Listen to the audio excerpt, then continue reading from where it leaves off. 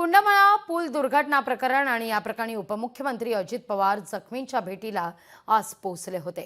प्रशासनाच्या सर्व विभागानं चांगलं काम केलंय असं दादा म्हणतात। 8 पर्यटक आयसीयू मध्ये दाखल आहेत। कुंडमाळा दुर्घटनेत दुर्दैवानं 4 जणांचा मृत्यू झालाय, तर जखमींवर रुग्णालयात सध्या उपचार सुरू आहेत।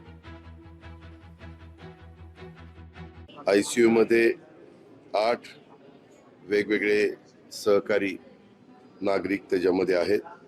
जनरल वॉर्डामध्ये 8 आहेत। डिस्चार्ज जवळपास 33 जणांना देण्यात आलेला आहे। अशा प्रकारची 49 ची टोटल आहे आणि यामध्ये जे काही 4 जण होते त्या सर्वांना त्यांच्या डेड बॉडीज संबंधितांना हँडओव्हर करण्यात आलेले आहेत। आज इथंचे आयसीयू मध्ये ठेवलेले आहेत। अजून 1 दिवस त्यांना आयसीयू मध्ये ठेवावं लागेल।